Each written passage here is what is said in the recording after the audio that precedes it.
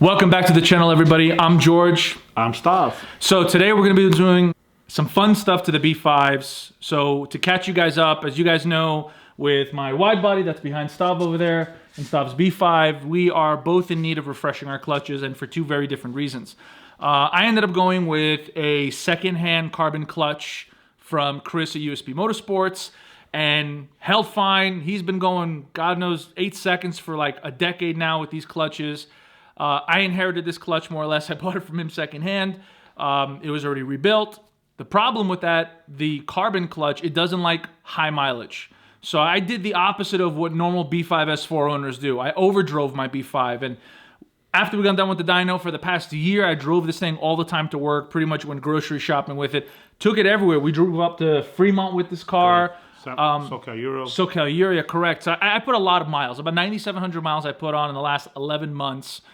The carbon clutches don't like that. They don't like stop and go traffic, and they don't like high mileage. So from what we found out afterwards, and again, this is something that we should have done a little bit more research beforehand. We didn't. You know, this is what happens. We have to yank them, shim them, and then reinstall. But what we're going to be doing is yanking both clutches and sending them out to Tilton so they can kind of rebuild them. And it turns out for both, even the carbon or his, it's fairly inexpensive. And he's going to be doing some upgrades to his. So stuff, I already kind of gave him a heads up on mine. You want to let him know what happened with your clutch? So mine at 35 PSI was holding pretty well. Let him know which clutch you're running too. I'm running the Tilton twin disc Cera Metallic.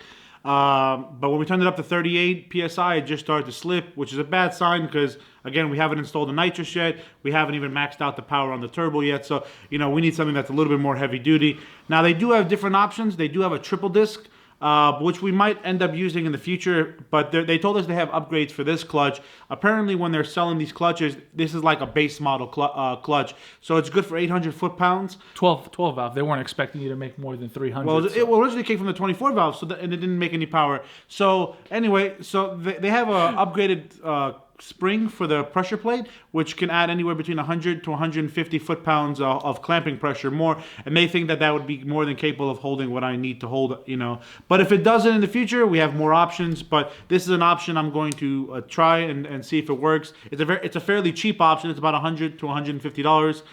But what's very interesting is how the 12 valve hurt the clutch because of power, and the 24 valve hurt it because he likes to go grocery shopping. I would just put a lot of miles on mine. Admittingly so, after the dyno, we made, what, 754 wheel? But how does your car get hurt when it's always on AAA? Anyway, guys, what we're going to be doing today is yanking both motors out. We're going to be taking off the clutches. You guys are going to be able to get a chance to take a look at them. We'll inspect them to make sure that they're at least in rebuildable condition as far as what we could tell visually. We'll box them up, and tomorrow's Monday, so we're going to be shipping them out tomorrow morning, and then hopefully have them back in the next week or two. But that's what we're going to be doing today, guys. And this is, again, part of the deal with these kind of custom setups when you're actually driving them. There's a lot of guys out there that have done this swap, and you know, they'll claim they never had issues, they did this, they did that, but they put like 600 miles on the car in like 11 months or a year, as you know, versus a few thousand miles on his and him stripping it with adding more power, and then mine with nearly 10,000 miles on it. I put 2,000 miles in 3 weeks because we kept doing logs. Oh, that's true. So guys, take this with a grain of salt. When you guys are seeing people do these kind of custom swaps, if it sounds too good to be true, it usually is. So this is one of the reasons, mainly the reason why we pretty much post everything that we do. We're not embarrassed. We're not ashamed to show you guys when the motors come out, when there's issues, because you guys may want to do this swap. At least you guys be able to have this knowledge in the back of your hand or in the back of your pocket and know that, okay, they ran into this problem here. This is what I should do. So, or they know that they can buy these upgraded when you're buying them straight from Tilton, and they'll add the springs for an additional $100, which could save you from pulling the motor. Our lack of knowledge, and we're learning along the way, could help you, you know? Well, Stav's lack of knowledge. I'm the professional here. But, yeah. But again, you know, carbon clutches, race clutches, they're not meant for daily driving. And again, that's a hard lesson for me to learn. I'm going to have to pull this motor out.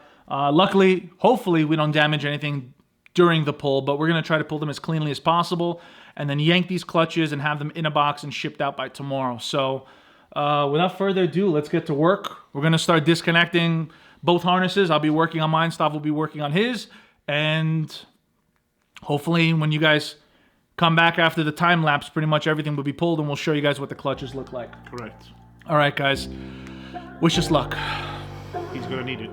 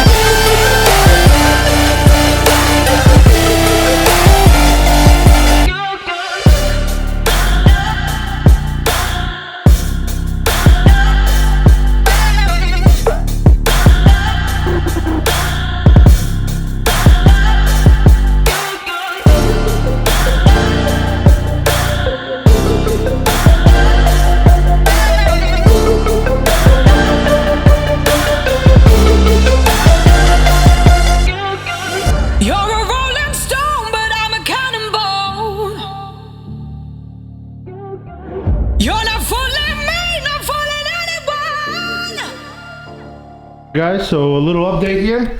We're about an hour and 40 minutes in, and my motor's ready to be pulled. We just have to do the axles. The drive shaft's already disconnected, and everything's disconnected. People ask why go VR swap? Well, you'd be just getting to service position in a 2.7 car. So let's see what the 24 valve's doing. Oh, not so close. So the one cool thing I'll talk about is the quick disconnect harness that Turbo Joe made us for this car, which is pretty badass. It took about 80% of the wires right off the bat from the bulkhead, and then it just sits on top of the motor. The only thing that I had to manually unplug, which again are little kind of disconnect harnesses here, which we're going to clean up, are the fan stuff that's kind of standalone that doesn't go with the engine. So I'm pretty much ready to pull, minus we just have to unbolt my axles, the rear drive shaft, and I just did the clutch line. And the motor's ready to come out, so we're ready to go. Oh, and the engine and trans mount. So yeah, you're ahead of me. I had the water to air. Sorry guys, it's worked too fast and efficiently. So the water to air thing, I'll tell you one thing right now. For those of you guys, excuse me, that are looking to do this, the water to air is the biggest mistake I ever did with this car. Water to air added crap ton of weight. I got a 7-gallon reservoir in the back, which you don't have to go 7-gallon, you can go smaller, but the side mount, the water lines, all the extra piping for no reason, I'm yanking it and I'm tossing it away. I'm going to air just to simplify, get rid of the reservoir in the back and have an air-to-air system, and then I'm going to move my radiator to the back of the trunk. So I'm actually really excited about that. But all in all, that's the only thing I regret really about this car. The wiring is awesome. Don't mind that it looks like spaghetti. It's just because I plopped it on top of the engine. But the quick disconnect stuff really helps for the major assemblies and stuff. And it literally just comes right off, plops right on top. And the engine's pretty much ready to pull, which is kind of awesome. And this is the first time you've pulled it with the new harness. So yeah, you're learning where everything goes. And yeah, like a year and a half ago we did the... Was it a year and a half ago did the harness with Turbo Joe? So a year and a half. And I have not pulled this. This is the first time. I was trying to be really careful with stuff. I have really bad history with breaking connectors and wiring and kind of messing things up. So I'm actually pretty proud of myself. I didn't mess nothing up. I'm pretty proud of you too. So I got engine brackets that I got to disconnect, trans brackets, rear drive shaft, and then front axles.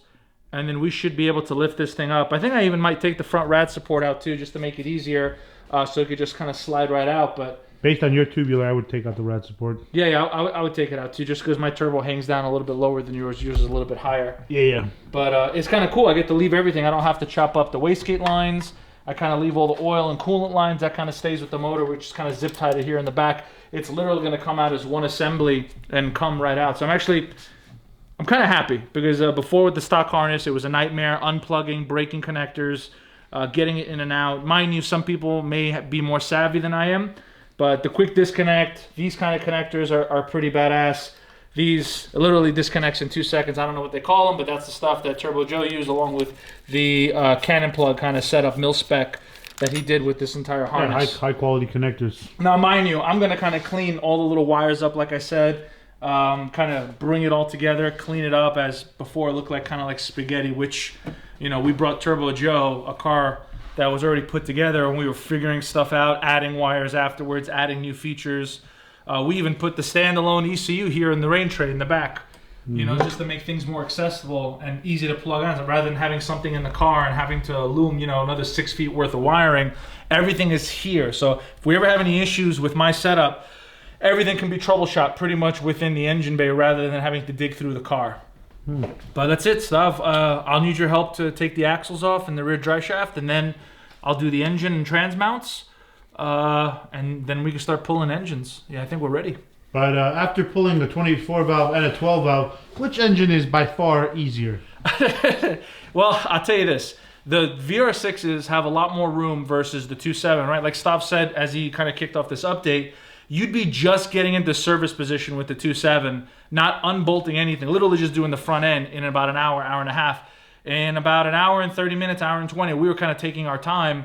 The engine and trans is literally ready to come out, and it was ready to come out in one piece, and you don't have to worry about ripping anything out. Now, there's a lot of other benefits with the VR6 swap we've talked about in a lot of our videos, but to answer Stav's question, the 12-valve VR6 is a much smaller, weaker engine, so it has a lot more room. All right, guys. So we're gonna continue get George's car ready to be pulled, and then we're gonna pull both motors.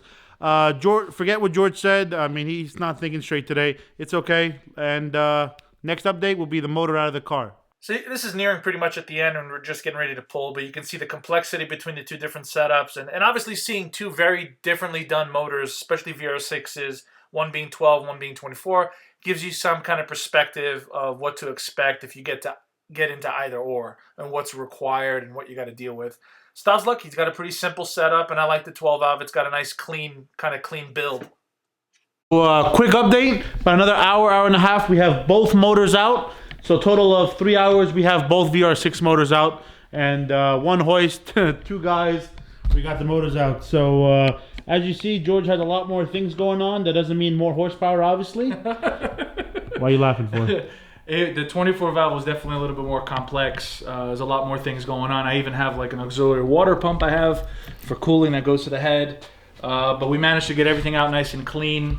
You can see the main differences now. So Stav just completely unplugged his harness from his motor and left everything in the car, whereas mine is kind of quick disconnect and it kind of goes with the motor. So two very different setups. Again, it goes on preferences, what you want, what you're looking for, stuff like that. So just kind of get an idea. If you wanted something kind of with quick disconnects, that's the kind of setup you'd get, or just leave all the wiring in the car and everything kind of disconnects. Yeah, I mean, they're both really cool setups. George is right. Like if you were pulling the motor a lot and you wanted to just like, you know, what do they call it? Mil-spec harness? Cannon plugs, yeah. Yeah, cannon plug. I mean, this is a really nice feature. But as you see, like my harness just comes off the car, but it's really easy to plug back up. Stop. Look at the back of my motor and look at all the carbon from it started slipping. Check that out. I don't know if you could see it in the camera. Look at that. Look. That's all the carbon bits once it started to slip. And again, I drove the piss out of this thing, and I love driving this car. Oh man.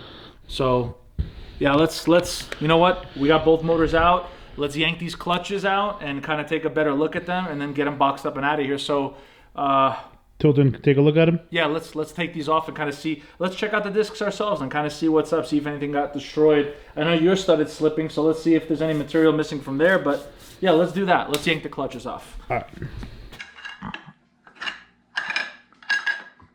Pretty sure we're supposed to be using like more professional grade instead of just a flat. The remain looks good. Yeah, it remains dry. Just all the lock. What was that, Loctite? Yeah. And then look at all your clutch material. Look at that. That's not too bad. Here you go. Here's a professional. The clutch is back. See the heat marks? Yeah, and then all the dust. So the new friction plate, we'll throw it on, clean up this flywheel, and then... And probably put a new bearing on this. Yeah, look at the bearing. They put a new one again. So look at that. See that, guys? That's crazy. Yeah. Look at all that dust. Well, when I talked to It's Tilton... hibiscus dust, too. Yeah. Well, when I talked to Tilton said they're going to work with NASA because they haven't built a clutch for a 12-valve yet. So get out of here. All right, I gotta finish taking my clutch off.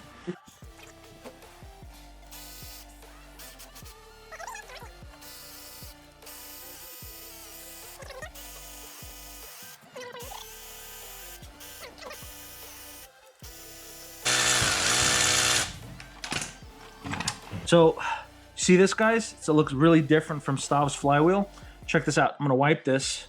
So this is just carbon dust from it slipping, but there's no friction surface on this. It's because it uses carbon to carbon. So the last disc in the clutch is what it uses is kind of like against itself, versus using the flywheel as a base point for grip. Look at that. That's nasty. All right, well, flywheel looks good. And now let's look at what do we got here. Okay, so we are... This is the clutch that's closest to the flywheel. So, teeth don't look bad. See that, guys? Can you guys check that out? Teeth look good on the splines, which initially we used to strip them. They're a little bit more pointy than I like, actually, but they look okay. And there's plenty of material, too. You just overpowered the clutch. Yeah, 12 off. Yeah, look. So the Cera Metallic. So they're going to be supplying you with new springs on this. Mm-hmm. And then what else? apparently that's what the change is. They're going to inspect the clutch and make sure everything else is fine. But apparently just by removing this and then putting a new disc, which is end up being gray color, Yeah. it's going to add 150 foot-pounds. Sick. So they'll do the alignment, they'll clean this up, and then do an inspection on the disc. And if they think I need new disc, obviously I'll buy them. Yeah, that's pretty. So look, if you can almost tell, I don't know if you could see it. So it looks like they're kind of shifted. Well, let them inspect it and we'll see what Tilton says. All right, so overall, you didn't wear the material away. You just overpowered the clutch. And then we'll just replace the friction material on this. Yeah, we'll get another one from 034. Yeah, we have one already, don't we? Yeah, correct. That's right. Okay, so we'll be able to take that off. Is it a pain in the butt to take off? Oh, no. So we just got to get the small little socket. Thin wall socket. Check that out. Since we're experienced, we order everything in twos. All right, that's not bad. So we'll take those nuts out on the back, and then we'll get rid of that hibiscus dust. All right, so let's look at what's important here. Oh, look at all that carbon dust. Put that over there. Look at all that. It's all that dust. All right. Take the stack off. Come on, baby. Okay. So, looks pretty intact. Doesn't look like anything's busted. Okay. Here's the first plate. That's one. So I'll just put it like this. Woo! I'd say it started to slip. Look at that shine, and then look at that groove stuff. Yeah. Right there. Feel that. Feel that. So if you guys can see it, check this out. See that shiny part right here? Right in the corner? And then right here at the edge, there's a little lip. Right here where my thumb's at. That's like a 20 thou lip. Look, it polished that carbon. Look. It polished it. Wow, look, they all. Maybe they just got glazed? The thicknesses feel pretty thick. We'll see. We'll see when we send them in. Yeah. This is our first time using carbon clutches, so this is kind of like, what are we looking for? Yeah, we don't know. I'm kind of like guessing at this point. All right, so this goes here, polished. And if you guys know something in the comments, let us know if you guys happen to have a heads up on what we're looking for here, because we have no idea. Look at that, it's all polished, and you can feel it too. Oh, that's crazy. Feel that? Yeah. See? All right, there, push down, and then here's the middle teeth. This is the part that we broke, remember? We ended up breaking this back in the day. There. Oh, look at this. This is even shinier.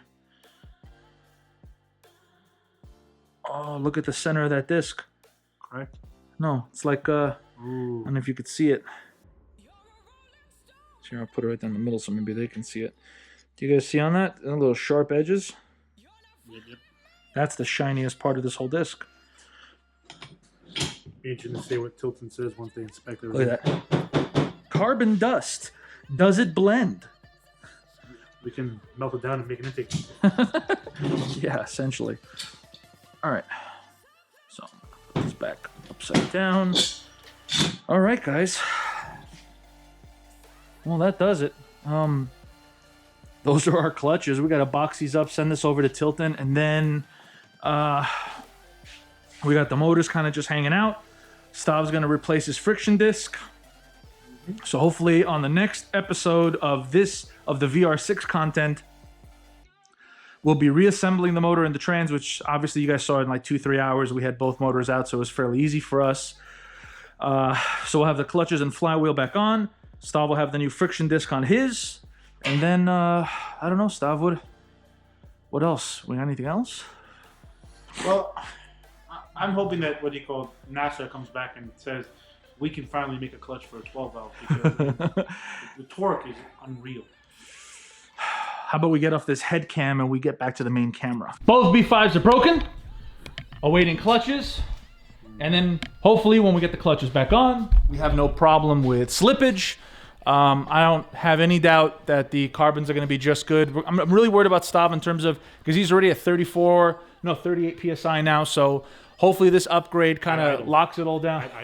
Hopefully this upgrade kind of locks it down and allows him to run more boost and get to the dyno and make some power and then maybe even compete. Then We put nitrous on the car. So guys, without further ado, thank you guys for watching. We appreciate the support. I'm George. I'm Stav. And this is Malaka Motorsports. We thank you all. Like, subscribe, send us some FETA. We love you guys. Thanks for watching. Bye.